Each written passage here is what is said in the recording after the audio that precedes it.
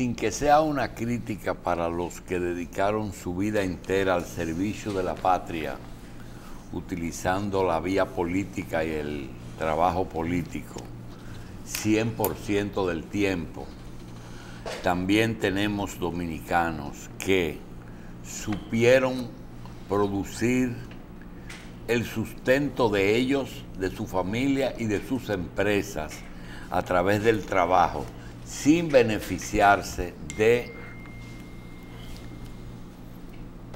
la política ni de los beneficios que pudieron producir sus organizaciones políticas. Es el caso de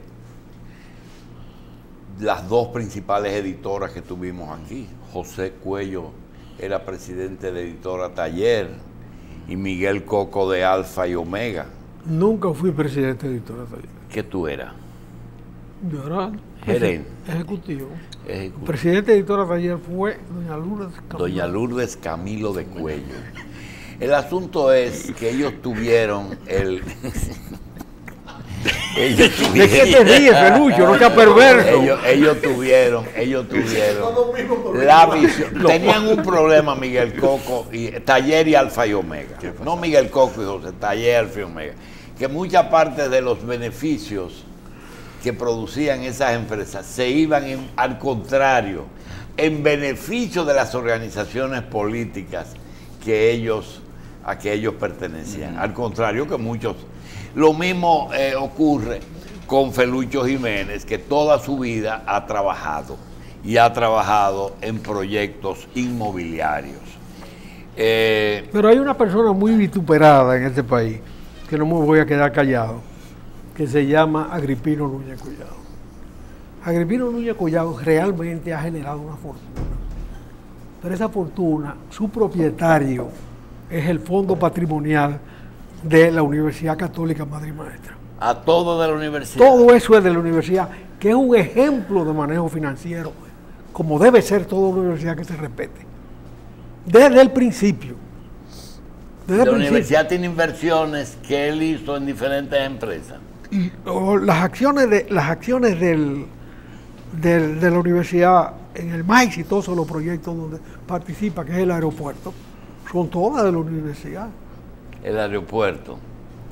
Bueno, mira, ellos tienen 3 fuentes de acciones ahí. Algún aporte directo que hicieron al principio cuando estaban recogiendo limosna.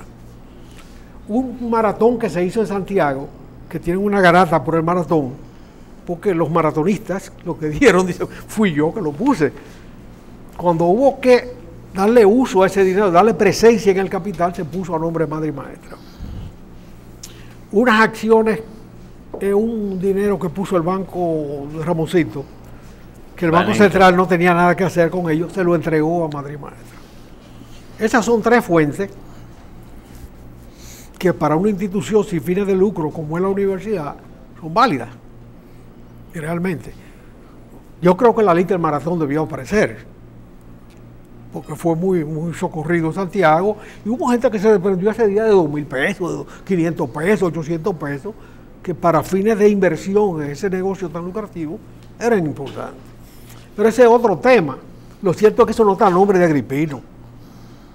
Ni Agripino tiene herederos que vaya a poner la mano en ese dinero. Lo que quiero decir... Ese dinero está a nombre del Fondo Patrimonial de la Universidad Católica. Lo que no pude terminar es que esos políticos que se dedicaban a producir cierto tipo de riquezas, no en beneficio propio, sino a veces se iba inclusive a beneficio de la organización, sobre todo con su tiempo y con su talento. Eso producía también algo que no es muy común en República Dominicana, que es la independencia de esos señores. Todo el mundo sabe, y a veces uno se pregunta, pero José se sometía a todas las reglas disciplinarias del PCD bajo ningún concepto. Era dentro de eso y dentro de todo lo que él representaba, inclusive en Congreso, en Cuba, en Moscú, pues siempre dijo cosas que chocaba con el establishment de esos lugares. En el caso de Felucho es la razón por la que nosotros lo hemos traído casi por la fuerza. Es decirle, Felucho, hiciste unas declaraciones recientemente, producto de tu independencia que te ha caracterizado. Lo hiciste consultando con tu amigo o lo hiciste porque conocías que eso era lo que convenía a Danilo, al gobierno de Danilo, al partido de ustedes y al país, que era, me sale del forro de lo que tú sabes, decir que el presidente no va a reelegirse en el 2020? Es que fue mejor todavía y distinto de todas las razones. Sobre todo el hecho de que hay fuerzas políticas que están actuando preocupadas por eso, y tú querías quitarle a lo mejor esa preocupación para bajar la temperatura de lo que está ocurriendo aquí. Primero, señores, me complace mucho venir y compartir con ustedes en este programa. Y paso de inmediato, Julito, a decirte, fue por mandato de Danilo. Fue el propio presidente de la República que delante de otros 6 dirigentes del partido me pidió a mí que le dijera a la opinión pública, que transmitiera que él no va en el año 2020. Y no te ha dicho, y le voy a decir algo más. No te ha dicho, Danilo, qué va a hacer. Yo le voy a te ha dicho que va a ser con Odebrecht, que es más importante. No, vamos por partes. Sí, el primer elemento. Okay, ahí está la llave de la reelección, Felucho. No. Danilo no tiene nada que ver, nada que arrepentirse en su acción. Yo no digo eso. Público, es dar y un ningún género de vínculo, digamos. Es dar un zapatazo y decirle, váyanse de aquí. Con bueno, eso él la dio ahora un gran zapatazo y le dijo, lo que ustedes están reclamando no lo voy a pagar. Porque le están reclamando, ¿cuántos son? 700 y tantos millones de dólares. Es un descaro. Vamos por Odebrecht. Vamos por Odebrecht. Vamos a hablar, pero vamos a hablar primero de adelante de quién es. Levanto la mano, adelante la película de vaqueros. Adelante de quién él te pidió eso. No, ahí estaban muchos compañeros. Ahí estaba la compañera Cristina Lizardo, estaba Gonzalo Castillo, estaba, en fin. 6. Eran 6 o 7 dirigentes más. ¿Y tú nada más te acuerdas de 2?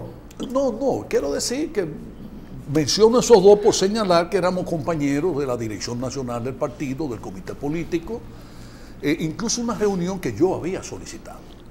Yo le pedí a él que convocara a diferentes reuniones. Esa fue una de tantas, ¿verdad? Se reunió con prácticamente toda la dirección. Y justamente la cosa tuvo que ver con Odebrecht. Porque para que ustedes vean lo que es la vida, O sea, hubo un momento en el que yo decía, pero ¿cuál es el norte del partido? ¿Cuál es la posición del partido?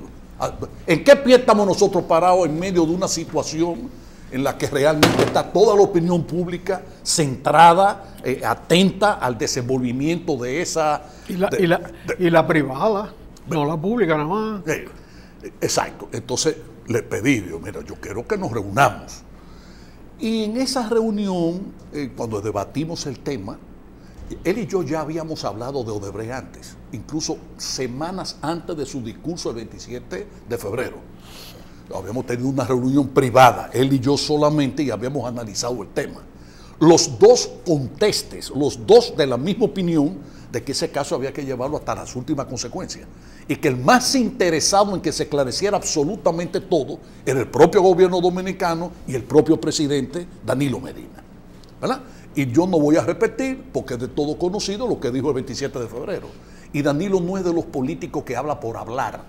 Si ustedes se ponen a ver en los diferentes escenarios del Congreso Nacional, en diferentes intervenciones suyas ante las cámaras, ha señalado varias cosas, todas de mucha trascendencia, y todas las ha llevado a cabo. Comenzando con lo primero que fue la renegociación del contrato de Barrick. ¿Recuerdan eso, verdad que sí? Bien. Y a partir de ahí, cada vez que ha ido y ha hecho señalamientos que digamos de temas que son neurálgicos en la vida nacional, Danilo francamente ha llevado a cabo exactamente lo que ha planteado en el Congreso Nacional. Y esa vez no fue diferente de las anteriores y habló claramente con respecto a ese caso. Por eso yo digo, no tiene nada que ocultar. Y yo reitero aquí algo que he dicho, lo dije una vez en un programa anterior, yo creo que tú debes recordarlo, Julio. Eso de que tratan de vincularlo a él, a lo de Catalina, y que Punta Catalina tiene algo oculto, yo siempre he señalado, ahí no hay nada que ocultar, absolutamente nada que ocultar. Bueno, pero en esta ocasión particular, en la que nos reunimos, este grupo de 7 u 8 dirigentes, él me planteó a mí: Felucho, yo te pido que tú digas públicamente, que des a conocer que a mí no me interesa la reelección, no me interesa volver en el 20. Tú has dicho que tú te vas, nos vamos. Esa fue su expresión. Y yo simplemente transmití eso. Me reí muchísimo, gocé muchísimo, porque aquí hay analistas periodísticos que yo respeto mucho. No todos son igualmente inteligentes y sagaces, pero hay uno, que no voy a mencionar el nombre, que incluso me dijo que eso era una novatada y que ponía en duda que por qué, que en calidad de qué podía yo servir de vocero de Danilo Medina. Bueno, yo creo que todo el mundo tiene derecho a expresar su opinión, ¿correcto? Ahora, posiblemente esa persona, ese amigo, porque le tengo aprecio, ignora el tipo de vínculos políticos que hemos tenido el compañero Danilo Medina y yo desde los años 70, cuando éramos ambos dirigentes universitarios, estudiantiles, en la UAS. Es decir, es una relación que viene desde hace tantas décadas, tiene tantos años, ¿verdad? Y cuando me preguntaban a mí que por qué me eligió a mí como vocero, yo decía, pues hay que preguntárselo a él. Pues yo no le dije a él, como a los niños, que se le da como la medicina en cucharito, la comida a veces en cucharito. No, yo no le pedí a él. Él me pidió a mí que transmitiera eso. Le voy a decir algo más. En la opinión pública ahora se debate mucho el asunto de la ley de partidos y de la ley electoral. Yo tengo, en efecto, Julito, tú lo decías al principio, mi propia opinión, que es diferente de la mayoría de mis compañeros respecto a eso. Yo soy de los que cree y quiero vivir aterrizado siempre. Y soy de los que plantea que la fiebre no está en la sábana. Que aquí puede venir la mejor ley de partidos en el mismo pueblo dominicano y no tendrá ni la mejor de las interpretaciones ni la mejor de las aplicaciones. Porque aquí hay leyes que dicen que no se debe matar y se mata, que no se debe robar y se roba, que prohíben la corrupción y hay corrupción. Es decir, el problema no está en la sábana. Y yo le decía a 2 connotados miembros, digamos, de los que acompañan al compañero Leonel Fernández en sus aspiraciones, fíjense ustedes lo que es la vida. En la opinión pública se está señalando que Leonel encabeza una posición y que Danilo tiene la posición contraria. Que Leonel es proclive a un padrón interno, ¿verdad? El padrón del partido, y que Danilo está cerrado en banda con el padrón de la Junta Central Electoral. Yo le preguntaba a Danilo, dime, ¿a ti te interesa realmente? Yo me decía, a mí no me interesa ninguna posición, Felucho, eso es un disparate, yo no tengo ninguna. Por mí puede aprobarse con el padrón que sea. Y naturalmente, cuando me dijo eso, yo le decía entonces a esos 2 compañeros connotados leonelistas, es que el hombre es coherente. Porque si él dice no voy en el 20, ¿qué carajo va a tener el interés de algún género? Padrón. Exacto, en el padrón. O en la forma de elegir el candidato. No va en el 20. Ahora Danilo es PLDista. Como soy yo PLDista, yo me voy en el 20 también, ¿eh? Pero no solo del gobierno, pase lo que pase. No, yo no me voy del PLD porque seré PLDista hasta la muerte. Ahora sí me voy de sus estructuras dirigenciales.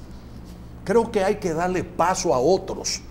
Y como hay compañeros en el comité político que me aventajan en edad y como que no los veo a ellos en ánimo de retirarse nunca, porque aquí Juan Bosch y Balaguer, que han sido para mí los 2 íconos más importantes en materia de formación política, los 2 cometieron el mismo pecado. Sí, Felucho, perdóname. Sí. El problema es que estás dispersando una serie de conceptos que nos obligan a pararte porque tiene un peso específico muy alto. Primero, el doctor Castaños de Finjus dijo el viernes que el principal problema que tenía la ley de partidos no es el tema de los fondos, su origen y su uso, sino lo que acabas de decir, es el liderato, es la dirección, que Jacobo, Peña, Atuey,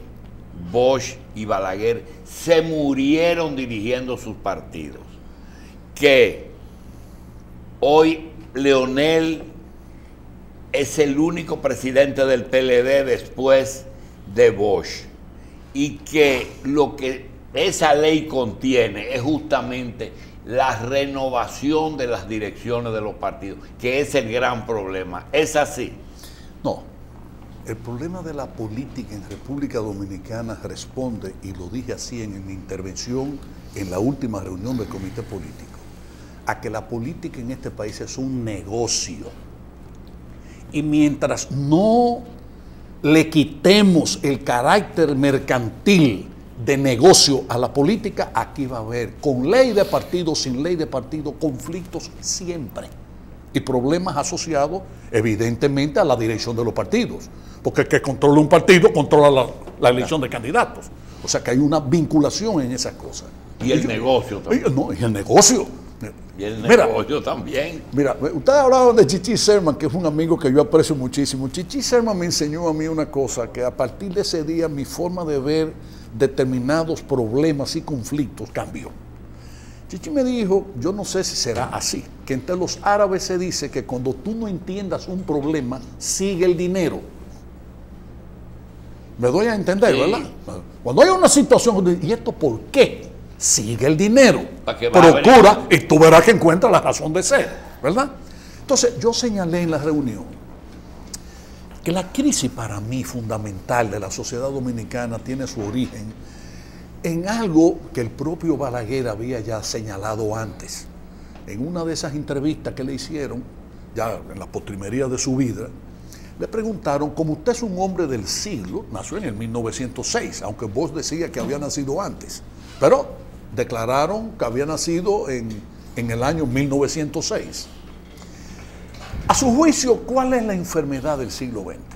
Un ser normal, como cualquiera de nosotros, hubiese pensado el SIDA, el cáncer, cualquier cosa de esas que son muy humanas, enfermedades reales. Pero Balaguer, cuya inteligencia naturalmente era bien alta, dijo el afán de lucro. Esa es la enfermedad del siglo XX y se ha extendido al siglo XXI. Y no puede ser de otra manera, porque además cuando hace 50 o 60 años comenzaban los medios de comunicación a hacer, digamos, a transmitir la buena vida que se daban los grupos ricos y muy ricos, ese efecto de demostración muy estudiado entre los sociólogos llegó a determinar que aquí hay mucha gente en el mundo, no solo en República Dominicana, que prefiere vivir como eso que ustedes ven en la telenovela de la muñeca de la mafia, de la, ¿cómo le llaman? Sí. Lo que decía, las narconovelas. Claro que sí.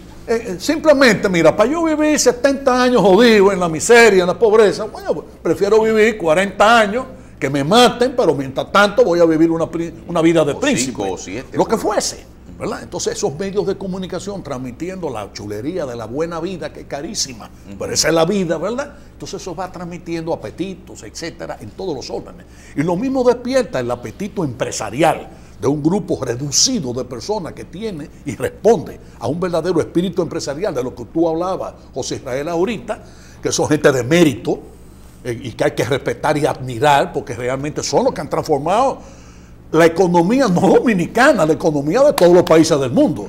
Ese don de ser empresario no lo tiene todo el mundo. Quizás es el bien más escaso de todas las cualidades que pueda desarrollar cualquier persona.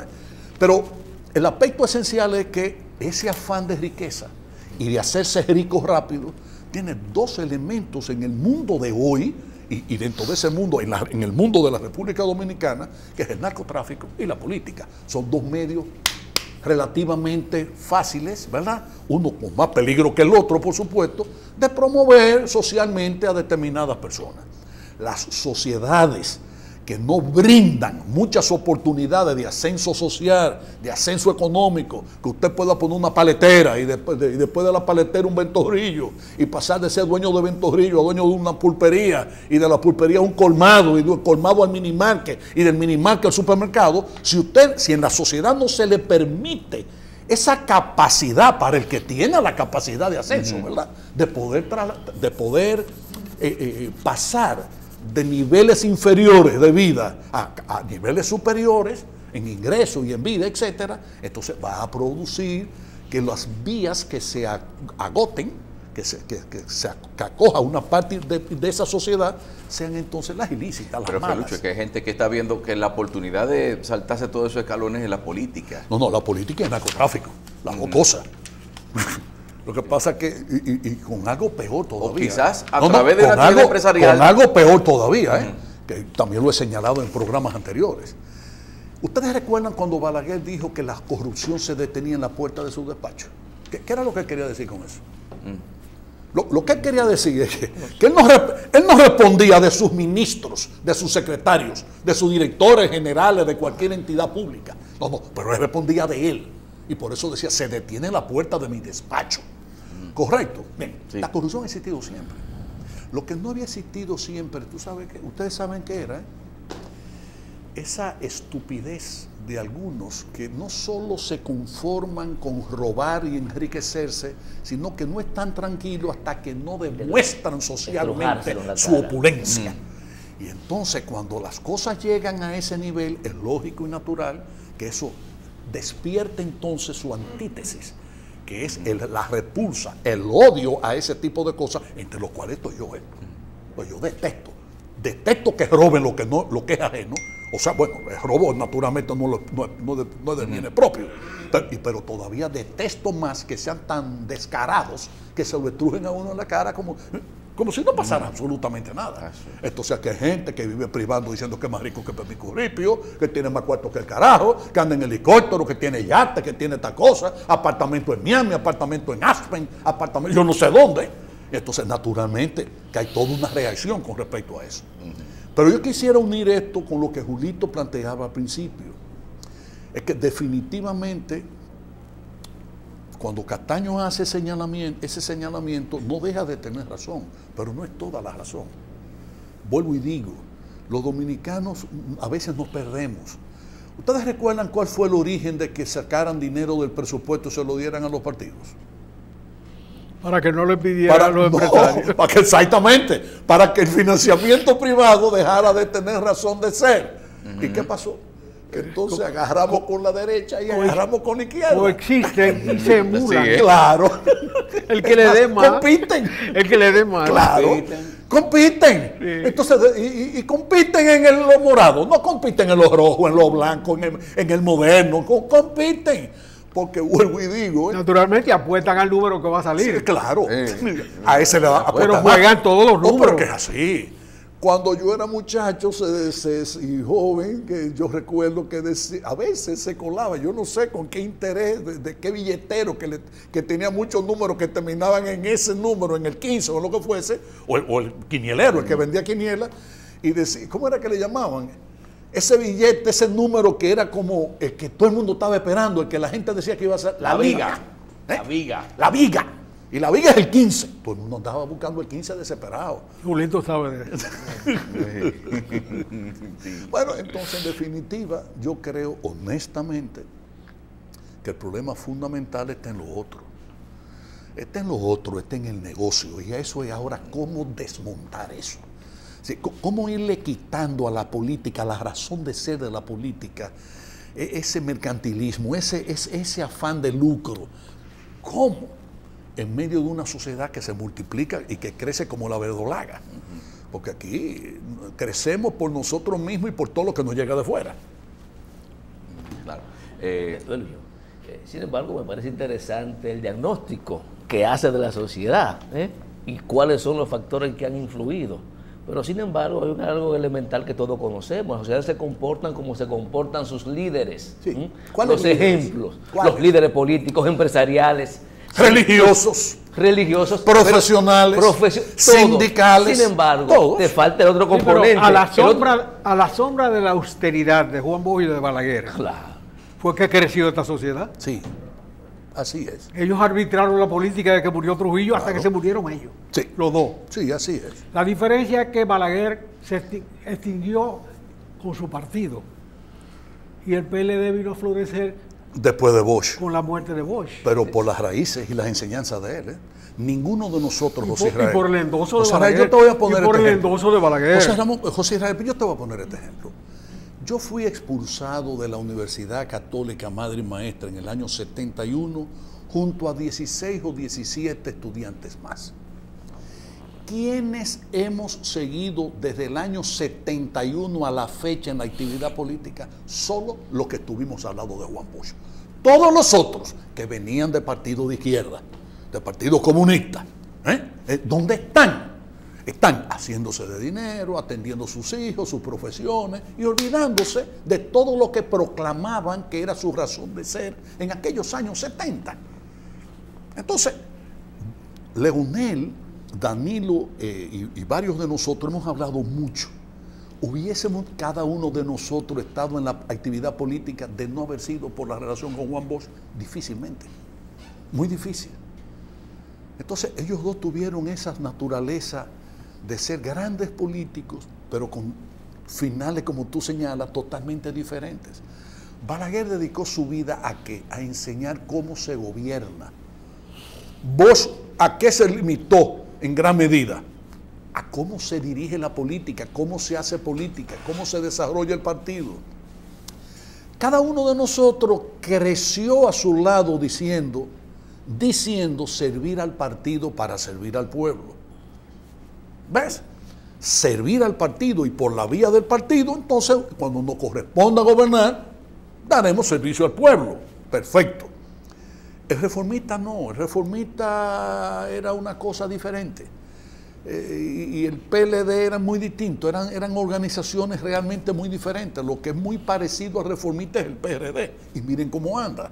Es decir, hay una cosa.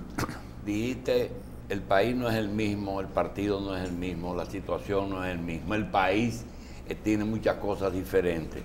Y sabemos perfectamente que si Bosch no hubiera desaparecido y siguiera su conducta a partir del año 1990, yo creo que el PLD no hubiera llegado nunca al poder.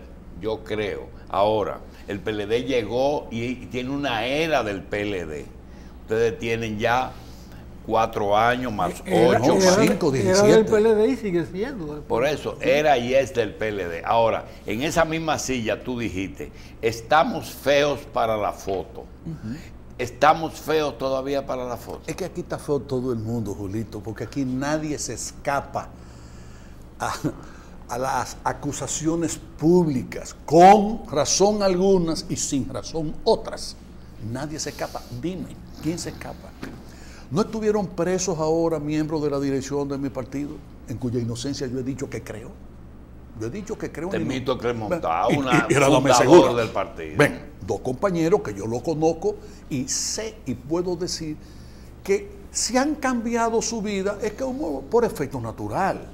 Y yo aquí mismo, Julito, ¿te acuerdas que dije? Pero yo conozco un compañero diputado que era de Capotillo. Pero ese compañero tiene casi 30 años siendo legislador. Queremos que viva en el traspatio de Capotillo de la calle. Y poniéndose su sueldo al mismo. Bueno, de todo, ¿verdad? Y llenando el barrilito. Y 2 exoneraciones en periodo de y años, lo que fuese. Entonces le vamos El a barrilito decir, ya está vamos a de decirle el a barrilito ese, ya es de le vamos a alto. ver, pero no creas, mira, José Israel, ¿quieres que te diga eso del barrilito? Ajá. Yo te aseguro que el barrilito, que lo han manejado también muchos funcionarios de muchos partidos en el gobierno, de todos los colores, porque por eso vuelvo y digo, yo no hago distinción de todos los colores, lo utilizan en la politiquería, comprando gente, brindando sancochos, haciendo actividades, repartiendo cosas, porque la política es la actividad en que más se boronea. Y el político que no boronea se quedó en su casa y no va para parte. Es así. Pero, bueno, y digo, funcionarios, como lo han sido ellos dos, que naturalmente tienen una calidad de vida bien. Pero óyeme, así hay de otros partidos. Y no estuvo el presidente del PRM preso. Y quiero que sepan que cuando buscaron a Andrés Bautista, de cuya inocencia o culpabilidad yo no tengo elementos porque no lo he tratado en lo personal, no sé cómo se han desenvuelto en su vida, el secretario general de ese partido, yo creo que tuvieron casi que internarlo. Cuando fueron a buscar a Andrés, había un secretario general que hubo casi que internarlo, de los nervios y de todos los colores que se puso. Entonces, ¿qué está pasando? Lo que está pasando es una crisis de valores esenciales que desgraciadamente no escapa ni la Iglesia Católica, ni el magisterio, nadie, no hay aquí nadie. en medio de una sociedad que desgraciadamente tiene dos elementos que también son fatales: su vocación a atomizarse, a dividirse y a dividirse y a dividirse, hasta en términos de familias, y por el otro lado, la vocación de mantenerse de por vida en las posiciones que tienen. Porque ustedes decían, Bosch y Balaguer se mantuvieron hasta el final de su vida siendo dirigentes, sí, es verdad. Y en el campo sindical ha pasado algo distinto. Sí, no, igual. lo mismo, igual. Y Igual. en el campo religioso, igual. Pero hay algo también que se le atribuye a la situación, que es la desaparición de las escuelas de formación política. En el PLD también sucedió eso.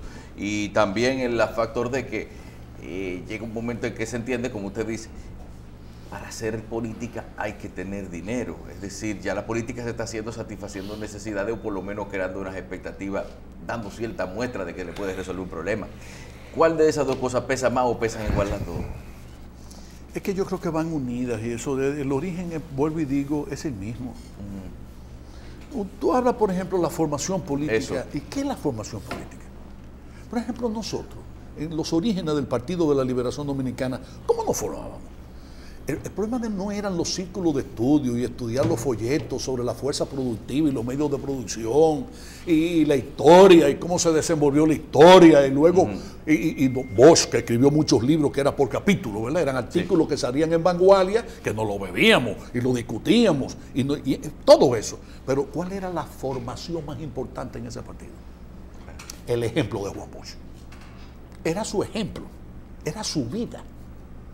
Pocas personas saben en las condiciones de humildad y de sencillez. Sí, pero esa sencillez. Entonces, esa eso no fue lo que nos transmitió a nosotros. Sí. Pero no es lo que nosotros hemos podido transmitirle a los demás. Pero esa humildad, esa sencillez, esa pobreza que lucían Balaguer y Bosch, de que eso nada más era hasta ahí, ¿de qué vivían? ¿De qué vivían? Bueno, mira, bueno. Ahora yo te pregunto, en el caso de los que han tenido que producir su sustento, el ser empresario paralelo a ser político, ¿expone o protege? Mira, Julito, el día 24 de agosto, el compañero Danilo Medina me hizo el honor de ir a inaugurar. A inauguración de un hotelito chiquito que tú estuviste invitado. Que tú tienes. Son 24 habitaciones nada más, ese hotel.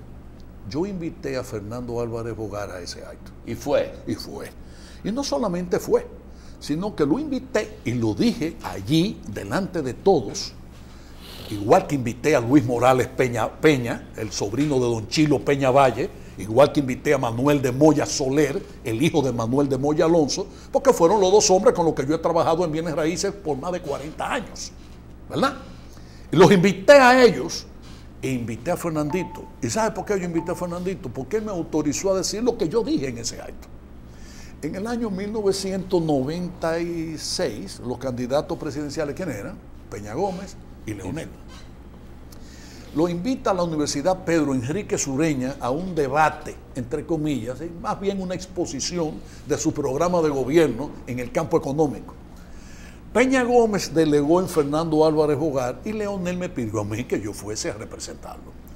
Fernandito llegó primero que yo, y cuando llego, un auditorio relativamente pequeño, era en un aula de la Universidad de la UNPU, y Fernandito me llama aparte y me dice: Flucho, antes de que esto comience, yo quiero decirte algo. Tú conoces a Hortensia, mi mujer, ¿verdad que sí? Digo, claro que sí, Fernando. Yo he estado en tu casa y tú me la presentaste. Tú sabes que yo le he dicho a Hortensia que yo te tengo envidia. Y dije yo en ese acto, puedo decirlo aquí porque él estaba frente a mí, me autorizó a que yo lo dijera. Y yo le digo, envidia, pero ¿cómo tú me vas a envidiar, Fernandito? A ti nada más te falta ser jefe de este país, presidente de la República. Pero después tú has sido el ministro de Agricultura más joven que ha tenido la historia dominicana, y posiblemente el más joven de los ministros, de todos los ministros, de la cartera, porque llegó a secretario de Agricultura con Balaguer a los 23 años. Bueno, en fin, en Hacienda, en el Consejo Estatal del Azúcar, por donde tú quieras. Me dice, no, es que yo no te envidio a ti en lo político, yo te envidio en lo personal. En lo personal, ¿por qué? Entonces ahí viene la pregunta tuya. Porque tú, Felucho, a diferencia de mí, nunca abandonaste ni tus negocios, ni tu empresa, ni tu profesión por la actividad política. Yo que era por otra cosa. No, en cambio yo me pasé la vida oliéndole la nalga a Balaguer y mira dónde yo estoy. Bien. Vamos a una pausa. Lo importante, Julito, es no confundir lo propio con lo ajeno, ni lo ajeno con lo propio. Volvemos con Felucho Jiménez.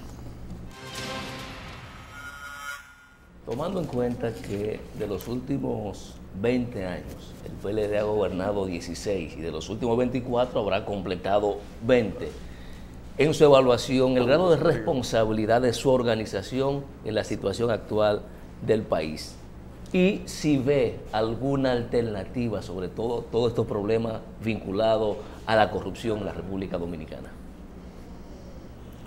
Voy a comenzar por lo último. Yo no sé si habrá o no habrá alternativa.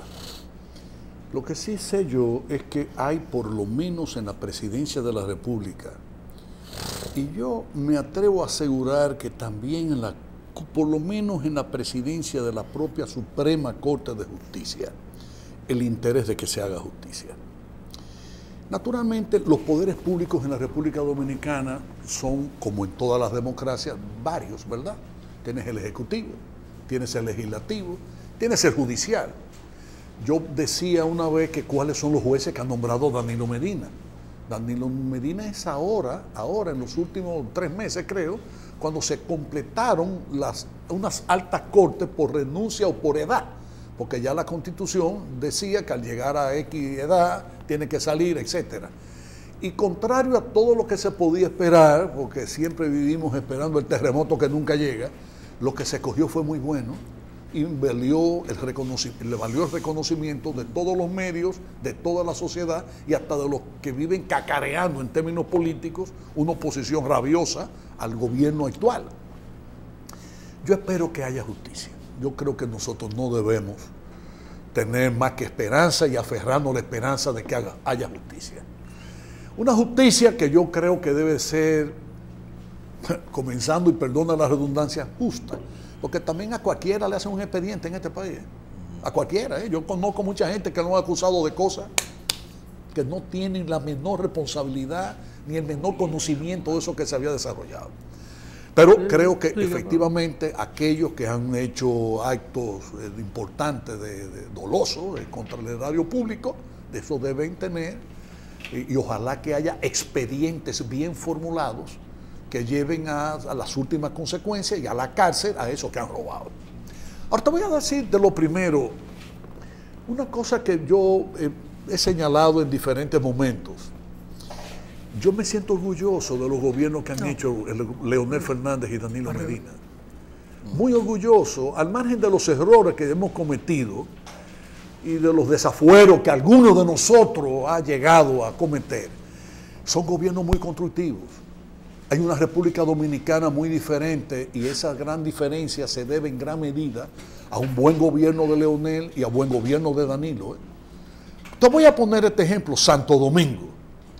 Hay diferentes Santo Domingo, pero para no irnos a la época de Obando, ¿verdad? Ni de los padres Jerónimos, etcétera, yo te puedo decir que cuando llegó el huracán San Zenón, el ciclón de San Zenón, Santo Domingo quedó destruido.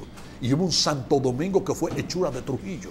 No porque él hiciera todo, también el sector privado construyó sus edificios, sus casas, sus comercios, pero bajo su égida, durante su mandato de 31 años, hubo un Santo Domingo, que es el Santo Domingo de Trujillo. Después tú encuentras el Santo Domingo de Balaguer, y después tú encuentras el Santo Domingo del PLD, que es la sumatoria de los gobiernos de Leonel y los de Danilo. Y yo tengo un capítulo en el libro en la investigación en la que estoy inmerso, que va a tratar el urbanismo, el desarrollo del urbanismo y la construcción en la República Dominicana. Yo no sé si ustedes saben que las primeras fotos aéreas del país se tomaron en el año 47. Y después del año 1947 hubo vuelos que tomaron fotos del país en el año, alrededor del año 50, en el año 67, en el 84, en el 2002 ya no necesitamos vuelos porque los satélites toman las fotos. Y yo quiero que ustedes sepan que las fotos de toda la República Dominicana desde el año 47 a la fecha, estamos hablando de 70 años, ¿correcto? En estos 70 años, En ese libro mío va a aparecer cuántos kilómetros cuadrados tenía cada ciudad y cada pueblo y cuánto tiene ahora y cómo fue creciendo. Y cómo fue creciendo en el interregno entre cada una de esas fotos aéreas que se fueron tomando, con su densidad poblacional, etcétera. Y yo te aseguro, que tú lo vas a ver clarísimo que hay 3 Santo Domingo. El de esos 3, el de Trujillo, el de Balaguer y el de PLD. Pero eso no implica si hay responsabilidad o no del PLD con la situación que vive el país, porque esa fue la pregunta. Reconocemos que hay cosas positivas. Sería bueno esa evaluación. Pero vamos a ver, cuando tú me hablas de qué situación, ¿qué decir, por ejemplo? ¿Qué porcentaje de... Pero te voy a preguntar, ¿qué porcentaje de pobres tiene, de extrema pobreza y pobres tiene el país? Pongamos, 30%, 35%. ¿Tiene responsabilidad el PLD en que hay un 30 o 35% de extrema pobreza y de pobre en la República Dominicana? ¿Cuánto encontró? O sea, cuando llegamos al poder, ¿cuánto era? Era más de un 40%. Entonces sí, es verdad, hay una responsabilidad nuestra en la disminución de la extrema pobreza y en la disminución del número de pobres. Empleos. ¿Cuál era el desempleo que había cuando nosotros alcanzamos el poder? Para ponernos más, para no irnos tan lejos al 96, vamos al 2004. Leonel encontró esta economía quebrada, francamente quebrada. ¿Y por cuánto se ha multiplicado el Producto Bruto Interno en los últimos 13 años? Desde 2004 hasta el 2017. O vamos a ponerlo hasta el último año que se midió, que fue el 2016. Por varias veces. Entonces, ¿qué es eso? Eso no vino como el maná del cielo, ¿eh? Eso no llegó y aterrizó aquí en el país porque no es así. Entonces, vamos a estar claros que a veces... Si tú le fueras a hacer una crítica a tu partido y a tu gobierno, ¿de qué te lamentas de que no ocurrió?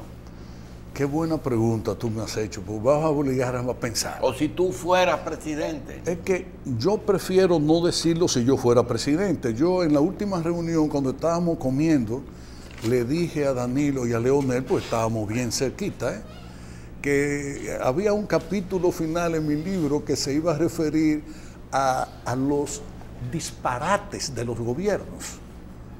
¿Y cómo? ¿A los disparates? Sí. Hay gobierno. Yo, francamente, cuando me he puesto a analizar las obras, entiéndase por obras, presas, canales, carreteras, aeropuertos, etcétera, etcétera, y curiosamente, cada uno de los gobiernos de importancia del país ha cometido sus errores, ha cometido sus gazapos. Y me dice Leonel, ¿cuál fue el mío? Digo, no, tuyo hay varios. Y Danilo, ¿y el mío? No, también. Del único que yo creo que me ha sido difícil conseguir una obra que haya sido el resultado de una tontería, ¿saben de quién? De Trujillo. Porque aquí hay muchas obras. Mire, yo no le voy a decir ahora a ellos, y tampoco lo voy a decir aquí, cuáles han sido los de los compañeros míos, pero que también lo han cometido. Pero, por ejemplo, de Trujillo encontré una obra que no tenía sentido, la carretera de Casavito. La carretera que debió haber comunicado Bonao con Constanza debió haber ido por el cañón de Tireo. ¿Por el cañón? De Tireo. La ruta era mucho más cerca, de mucho más fácil acceso, menos, en fin. Y esa es una... No, pero te estoy diciendo, el cañón de Tireo, se llama así. El cañón de Tireo. Pero Pinalito fue un disparate. Trujillo no diseñaba carretera. ¿Que no? Bueno, pero él dice que el régimen de Trujillo. No, el régimen de Trujillo. No, esa carretera de Casavito, yo sé que fue la hizo José Delio Guzmán. Y creo que el que tuvo la mayor incidencia en la escogencia de la ruta fue Petán. Y por favorecer unos terrenos. Bueno, yo no sé. Pero el caso es que esa carretera fue un disparate. Esta carretera la hizo Petrus Manzano. ¿Quién? Petrus Manzano. Yo tenía entendido que era José Delio Guzmán. Y cometió un error. Bueno, pero José Delio se lucró de esa carretera. Ya. Porque le permitió desarrollar la explotación del bosque. Su proyecto. Sí, su idea.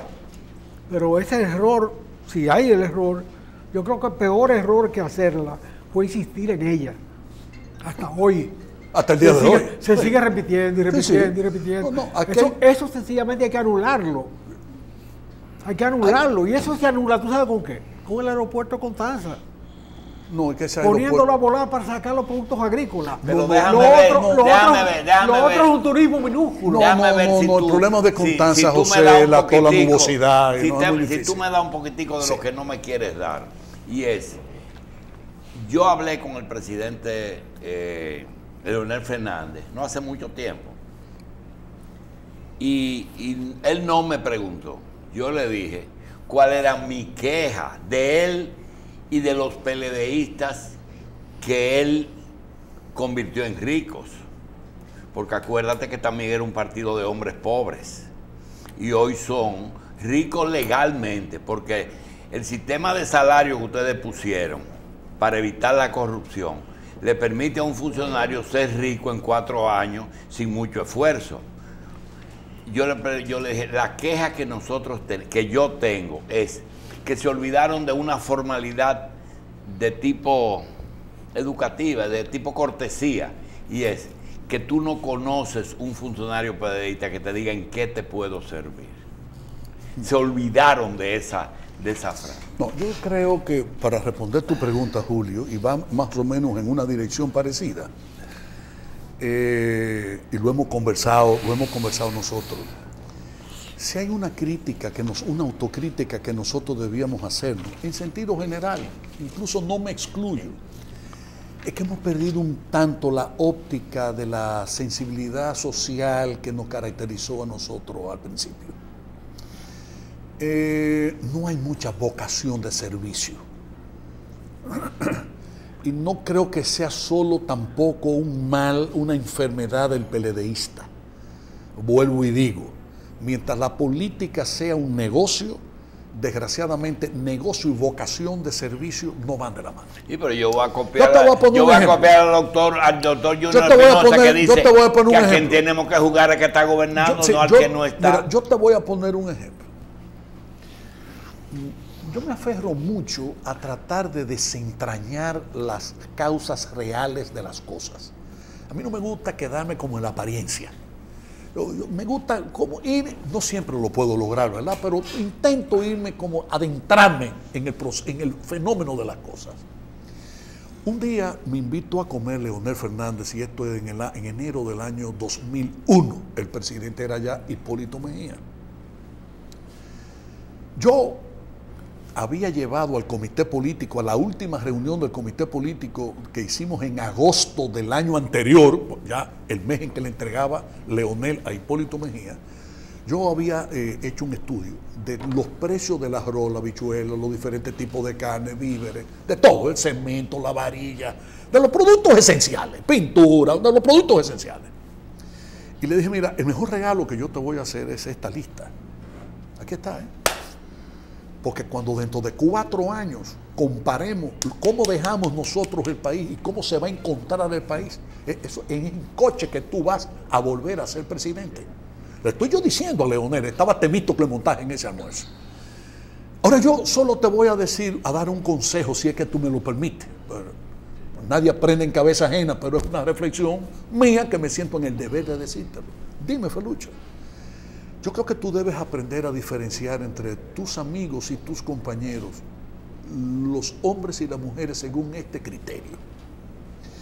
Los que amen la patria, los de verdadera vocación de servicio, hazlos ministros. Pero de tus amigos y compañeros, los que amen el dinero, hazlos contratistas. Y me dijo, ¿tú sabes que yo no había pensado en eso? ¿Tú entendiste ya? Seguro. Esa es la diferencia. Que se lo ganen. Esa es la diferencia. No, perdóname, ya termino. Nosotros todos, José Israel, yo, el PCD, el PLD, cuando éramos PRD, todos le vivíamos criticando la política de varillo y cemento a Balaguer. Y vivíamos y nos llenábamos la boca de buchipluma diciendo los 100 millonarios que Balaguer había desarrollado. Pero cuando yo me pongo a ver ahora y analizar fríamente cuáles eran los 100 millonarios, me doy cuenta que fueron millonarios, claro, los que realizaron las grandes obras del gobierno de Balaguer. Son unos chivitos ahora. No crea. No crea, porque no nos confundamos. En los gobiernos del PLD han habido 4 o 5 grandes ladrones. 4 o 5 grandes ladrones y naturalmente muchos fulleros.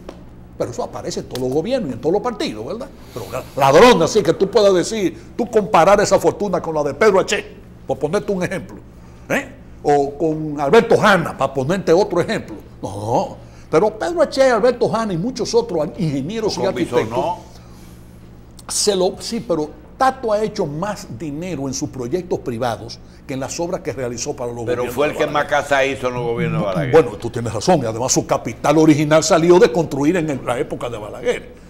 Bien, pero a mí me encantan esos millonarios que se hicieron construyendo carreteras, construyendo puentes, construyendo edificios, construyendo hospitales, construyendo, en fin, a mí me encantan esos millonarios. Lo que no me gustan son los otros. No, y que Balaguer le pagaba. No, y no Balaguer le pagaba, pero el PLD no le paga. no, A para Balaguer no se le suicidó ninguno. No. Bueno, lo que pasa, Balaguer, Pagan. Leonel en el 96 Pagan. encontró deuda. No, Leonel en el 96 encontró mucha deuda. Y te voy a poner una. La autopista. El aeropuerto de Herrera. Eso fue con Leonel, no, eso fue sobre todo de Balaguer. Así que, No. Yo lo que quiero señalar. Pero la continuidad del Estado lo obligaba a pagar. Natural, pero no, Porque porque esa tú carretera decías se que le Balaguer entregaron a pagaba y él. que nosotros no. No, pero esa se le entregaron a él. Pero también, pero yo lo que quiero decir es, pero te das cuenta que yo le he estudiado la historia, y mira que tú sabes y te respeto y te escucho mucho, porque igual que Julito, tú sabes, Julito, una cosa, cuando yo llegué aquí, yo vi tu libreta, yo te la compro. Esa libreta que tú tienes frente a ti vale unos cuartos grandes. Es porque todos tus comentarios, toda esa inteligencia fina que tú tienes y ese espíritu de sabueso para conocer muchas cosas que han pasado. Felucho, antes de que terminemos, Dime. por casualidad Fidel Castro o Raúl o Cubanacán, Venezuela o Puerto Rico, nunca te han llamado ni te han consultado para que ayudes a desarrollar tu turismo. Tanto en el ejercicio de la Secretaría como después que saliste. No, estando en el ejercicio de secretario de Turismo, en algunas visitas que yo hice a varios países, pues en efecto me preguntaban cosas, me exponían sus planes y me preguntaban mi parecer. Eso pasó en Colombia, eso pasó en Venezuela, eso pasó en Honduras, eso pasó en Cuba. Por lo pronto de esos países los recuerdo perfectamente. Colombia, Venezuela, Cuba, Honduras. Haití, que en un momento dado Compreval, Leonel le ofreció el concurso nuestro a través de mí para asesorarlos. En turismo. Y llegaron a venir, solo que yo les dije que Haití tenía que resolver 2 S antes de hacer cualquier otra cosa y de pensar en desarrollo turístico, que era la seguridad física de la persona y la seguridad sanitaria. Que mientras esas 2 cosas no estuviesen en gran medida Falta garantizadas. otra, la jurídica faltaba. Bueno, está bien, efectivamente, tienes razón. Claro. Pero la jurídica también aquí es problemático, porque aquí hay mucho gazapo en la tierra y los derechos de propiedad de Punta Cana, de Samaná, de la Terrena, de la costa norte, hay mucho Puerto Plata, muchas cosas que Pero en general aquí hay un sistema Sí, de pero, registro sin de la embargo, propiedad pero- que se invalida en la práctica. Pero que Fran Pero tuvo muchos pero tú tienes problemas. razón, existe. pero Fran tienes razón. Rainieri tuvo muchos problemas con la tierra. No sé, a veces con razón y a veces sin ella, por eso ha perdido causas y tuvo que desprenderse de terrenos. Pero lo que quiero decir es esto, o sea, en definitiva, no me preocupaba tanto eso, José Israel, porque vuelvo y te repito, la República Dominicana también adolece de lo mismo. Yo te voy a hacer una pregunta. Tú conoces la Ensenada, tú conoces Luperón, tú conoces Punta Rusia, todo eso, ¿verdad que sí? Sí. ¿Tú le has metido el pico a la propiedad jurídica de los... ¿Quiénes son los verdaderos dueños de esa tierra? ¿Quiénes son? El Estado, pero ve cuántos títulos privados hay. Eso pasó también en Bahía de las Águilas y en todos los terrenos de ahí, de la costa de Pedernales. Entonces el problema no es tanto ese, porque se la busca. Mire, este país no ha dejado de tener desarrollo turístico, que lo sigue teniendo, ¿verdad? A pesar de todo eso. Pero las otras 2 cosas no, José Israel. Si no hay seguridad y si no hay sanidad asegurada, si no hay salud, entonces... Y eso el es que... Felucho, ¿el multidestino es competencia o es bueno? No, eso es chulísimo, Julito, porque nos abriría a nosotros un segmento del que todavía no gozamos. El problema dominicano es en materia de desarrollar el multiturismo, que más del 85% de los turistas que vienen aquí vienen a través de tour operadores. ¿De? Tour operadores. Y esas empresas tour operadoras tienen vínculos con cadenas hoteleras Y a veces, curiosamente, pasan cosas que no pasan en Cuba, por ejemplo, pero en Cuba pasa porque en Cuba el Estado es dueño de los hoteles. No importa que Meliá haya invertido, Iberostar haya invertido y otras cadenas hoteleras han invertido, el Estado nunca se desprendió de la... Y ellos aceptaron ir en esa condición. Sí, como no, yo hablé con el Carrero una vez y le pregunté que si no tenía temor de que en un momento determinado le expropiaran incluso eso. Y bueno, me lo respondió con mucha sinceridad. Me dijo, primero, no me interesa, ya yo recuperé los cuartos que invertí. Ajá. Y en segundo lugar, yo creo que no, que va a haber tal cosa, etcétera. O sea que, pero lo que te quiero decir es que cuando un avión aterriza en La Habana, entonces esos turistas que aterrizan ahí, que van por un tour operador en combinación con una cadena hotelera, el Estado tiene más capacidad de decirle, ok, 3 noches en La Habana, 2 noches en Varadero, 4 noches en Varadero, 2 noches en Cayo Coco, Cayo Hueso o Cayo Largo, qué sé yo. Correcto. Aquí no. Aquí no importa que Iberostar tenga un hotel en Puerto Plata y varios hoteles en Punta Cana, van a Punta Cana o van a Puerto Plata. No importa que Barceló tenga tantos hoteles en Punta Cana, van a Punta Cana, pero no van a Puerto Plata. O van a Puerto Plata, Playa Dorada, pero no van allá. Río, igualito. Entonces tú dices, bueno, ¿qué está pasando? Hay que, por eso, y ya el país va entrando en condiciones cada año, de poderse asegurar ese mercado que es importantísimo, que es el de los que vienen por la libre. Es como cuando tú vas a España. Tú no vas a España amarrado con nada. Tú llegaste a España, tú buscaste tu hotel y tú el día que y te hay quisiste... mucha gente que repite. Sí, no es tantísimo, no es tanto lo que uno quisiera, pero hay una cierta tasa. Gente que viene todos los años. Bueno, yo conocí alemanes que habían venido 8 y 9 veces al país. ¿Aquí? Sí, sí, cómo no. Y conocí personas tan importantes como, por ejemplo, el gerente general del Banco Europeo de Inversiones, del BEI, que lo conocí en una cena en Bruselas, en una cena gracias a un amigo, Jean-Robert Resnick, que en ese momento era el vicepresidente de desarrollo de la cadena Accor, y con el que yo había negociado el hostal Nicolás de Obando, sí, el hotel comercial y el hotel francés, y que penosamente la oposición hizo que no negociáramos los demás hoteles del Estado, porque quiero que sepan, para que ustedes vean lo que es la vida, que Accor en un momento dado estuvo a punto de firmar un contrato para tener hasta el hotel de Jimaní, el hotel de Santiago Rodríguez, el hotel de Constanza, todo lo que hizo Trujillo y Balaguer. Pues Balaguer también construyó varios. Y tú te encontraste en tus viajes, en tu gestión, igual que José. Pero perdóname, ese gerente del BEI había venido 2 veces a Punta Cana, en el todo incluido. Eso es lo que te quiero preguntar. Sí. Personas importantes que conocían el país y vinieron clandestinamente. No, ese es el ejemplo que te iba a poner. Ese gerente general del Banco Europeo de Inversión, el Banco Europeo de Inversión, el BID, pero europeo, ¿verdad? Exacto. Sí. Había venido 2 veces a Punta Cana en el todo incluido, en el all inclusive. Pero ¿sabe cómo? Fíjense ustedes lo que es la vida. Eso fue una cena muy importante que desgraciadamente murió. Me mataron el gallo en la funda. Yo había concebido el Instituto de Desarrollo Turístico de la República Dominicana, el INDETUR, porque yo conseguí que Leonel Fernández me aprobara las tasas aeronáuticas con las que se nutrió turismo de fondos para poder hacer obras de infraestructura turística y para la promoción del país.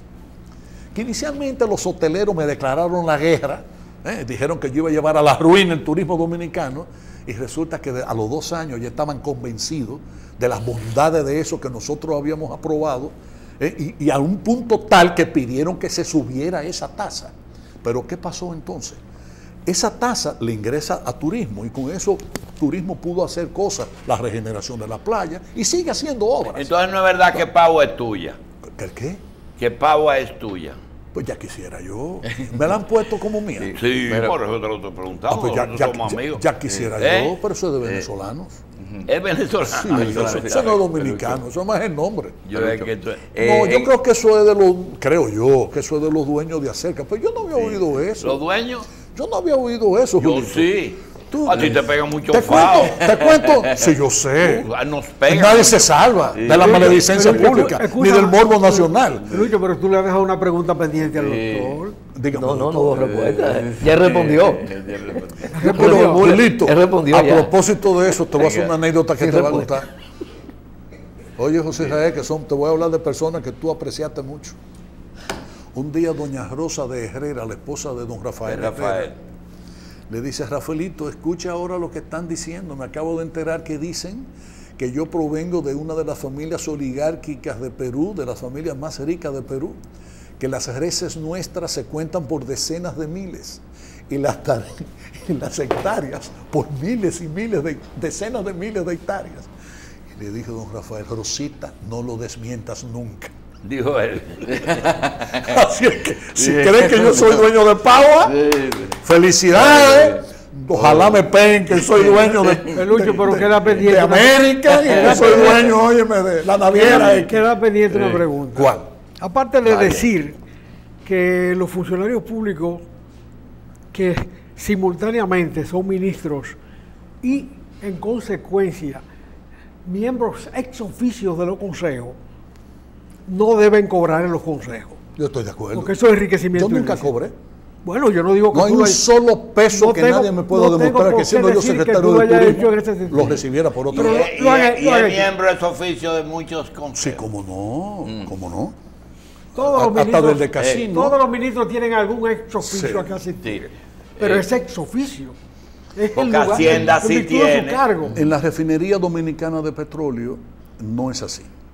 El ministro de Hacienda, que es el que representa las acciones de la compañía, no recibe dinero del consejo, de la empresa. Perfecto. Y eso fue pero creo, para ser justo, que fue una propuesta que en su momento hizo el doctor Marino Vinicio Castillo, en ocasión de que él estuvo en una comisión que nombró el gobierno de Leonel Fernández para, cuando se compró a la Shell, hay otra pregunta. Su participación. Independientemente de en qué se involucra uno o qué se involucra otro, qué resultados puede tener en términos políticos, este gobierno está obligado a sacar a Odebrecht de la patria y a enfrentar todas las consecuencias que eso pueda tener, porque Odebrecht tiene menos crédito que cualquier gobierno de este país.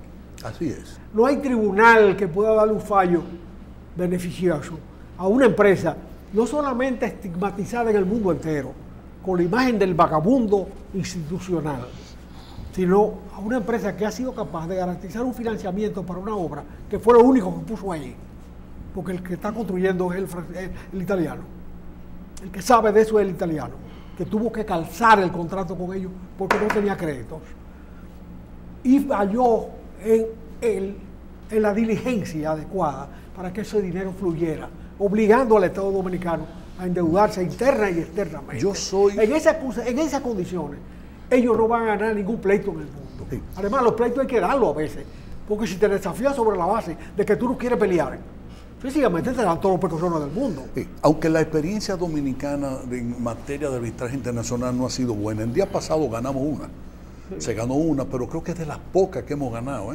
No han condenado muchas veces. Pero déjame decirte, José, yo soy un miembro activo contra Odebrecht desde hace muchos años. Está bien, pero hay que dar pleito. Hay que sacarlo. Yo quiero recordarle a todos los que nos están viendo y a ustedes cuatro, que yo fui el primero en hacer denuncia contra esa empresa en el año 2008. Bueno. ¿Podemos buscar la primacía? No, yo no estoy invocando absolutamente nada. Estoy señalando que no me opondría nada de eso. Yo una vez dije que el único cuidado que debíamos tener era el de no paralizar a Punta Catalina, porque yo soy un enamorado y defensor de Punta Catalina. Bueno, porque pero eso es una materia. No es ahora, cuando se intensifique el pago de las deudas que se han asumido, que no estaban previstas, sin esa empresa producir, aquí va a haber un infarto financiero. Sí, porque nunca el Estado había asumido una inversión de ese tamaño. Sí. No, yo creo eso. Yo creo entonces tú no puedes jugar a endeudarte si no tienes la garantía de que vas a pagar. Así es. Yo creo como tú y como todos los que piensan así, que eso debiera llevarse y debe ser llevado hasta la última consecuencia y que nosotros no tenemos por qué comerle nada a esa empresa. Yo opino igual. Bien.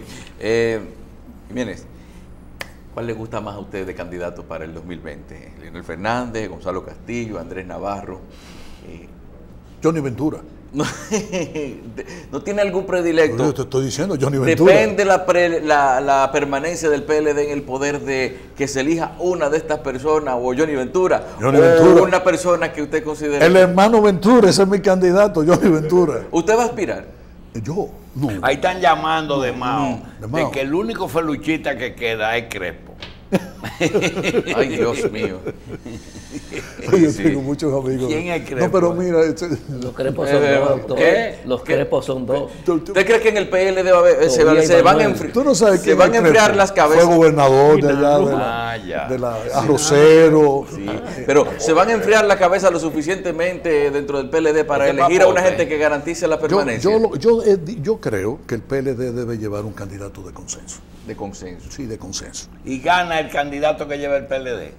Yo tiene toda la de ganar. Si van porque juntos, gana. ¿por qué tiene que Si perder? van juntos, gana. Sí, Si van exacto, juntos, gana. Si van juntos, gana. Pero si van dos partidos, se puede colar cualquiera. Y yo quiero darle este regalito de despedida. Dios protege mucho a este país. No es solo porque ni Irma ni María nos afectaron, como desgraciadamente han afectado a otras islas del Caribe. Comenzando por el Puerto Rico, que está bien cerca de nosotros, que es un pueblo que nosotros los dominicanos queremos mucho. No, también nos ha librado de un huracán gubernamental. Porque, fíjense ustedes, cuando tú señalabas que habían desaparecido Bosch, Balaguer, Peña, etcétera, yo digo que desapareció en gran medida el liderazgo sensato del país. Y que la suerte que hemos tenido es que en realidad hemos tenido presidentes que han continuado a esos grandes líderes, que no lo han hecho mal, que lo han hecho algunos muy bien, otros no tan bien, ¿verdad? Pero en definitiva el país ha seguido progresando, el país ha seguido avanzando. Pero se está entronizando en la oposición dominicana la tosudez, la visión, digamos, del oponerse al antitodo. Y felizmente en el Congreso Nacional durante los últimos años hemos podido tener no un predominio, porque la gente piensa también como que en el PLD todos pensamos igual. Eso no es así. No es así, eso nunca ha sido así. Pero cuando Leonel Fernández dirigió la nación, Danilo Medina tuvo la sensatez necesaria como para no hacerle oposición, pudiendo haberle hecho y haberle dado mucha agua de beber, porque tenía un peso grandísimo entre los diputados, sobre todo entre los diputados del partido y algunos senadores. Lo mismo ha hecho Leonel ahora cuando ha gobernado Danilo. Pero, por ejemplo, ¿usted se imagina en un Congreso en donde no hubiese posible ser mayoría para poder legislar en sentido general? Con 4 buenas y una mala, pero muy nuestro, muy dominicano eso. Con un liderazgo de estos que se oponen a todo y de estos que andan buscándole siempre la quinta pata al gato. ¿La Marcha Verde tiene posibilidad de ser una opción? Julito, que por cierto, se ha como diluido. Yo no sé si estos aguaceros la han apagado, pero hace como 2 semanas, 3 semanas que no. Ellos vienen mañana. No lo siento. Fantástico. Yo le deseo la mejor de la suerte. Yo creo que las sociedades necesitan siempre personas y movimientos de ese tipo. Y yo creo que a nosotros nos hace bien.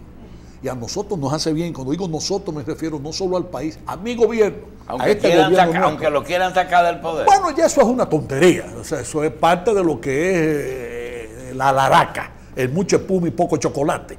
Pero de todas maneras no deja de tener sustancia el hecho de que un núcleo fundamental de ese movimiento lo que persiga sea no cuestiones politiqueras como esa, sino fines de que efectivamente se acabe la impunidad. Pues yo soy un enamorado de que no haya impunidad. ¿Ves? O sea, lo que no le deseo yo a ellos es la mala suerte que corrieron Unión Cívica y el 14 de junio, que dejaron de ser movimientos patrióticos para convertirse en partidos políticos, y ahí vino su acabose. Eso yo no se lo deseo. Y eso es parte de mi buen deseo hacia ellos, que no den paso, que lo conduzcan a la muerte. Aunque de todas maneras hay que señalar que si usted no se mete en el quehacer político, también está condenado en gran medida a desaparecer por inanición. ¿Y por qué tú has asumido una posición que realmente no te toca? Dice, yo me voy en el 20 a dejar la actividad política, porque posiblemente tú percibas que hay un sector del pueblo que está medio harto del PLD. ¿Por qué tú te das por aludido y te vas si no es contigo? No, porque yo no me voy porque estén hartos de PLD, porque yo crea eso. Yo me voy porque estoy medio harto de política, que es otra cosa. Ferrucho, gracias. Ferrucho Jiménez. Por cierto que se nos queda lo más importante. Catalina en alguna forma cuando termine aminorará el problema de la refinería, en alguna forma. Catalina, que va a ser bueno para el país, para la refinería no va a ser tan buena. Y nos ha obligado el desarrollo de ese proyecto a replantearnos la empresa. Ajá. Así como no. Porque la empresa tiene, la refinería... Y es un cliente de la corporación. La corporación como tal ya no lo es, porque la corporación lo era en el sentido de que le servían de aval a generadores que nos demandaban a nosotros esos productos. Pero mira, en pocas palabras, Julio, yo sé que estamos ya contra el tiempo. La refinería dominicana de petróleo son dos negocios, es terminal y es refinería. La parte del terminal se maneja fácil, porque tú compras lo que tú vendes. Ahora, la parte de refinación es la más difícil, porque tú estás obligado a producir fuel oil.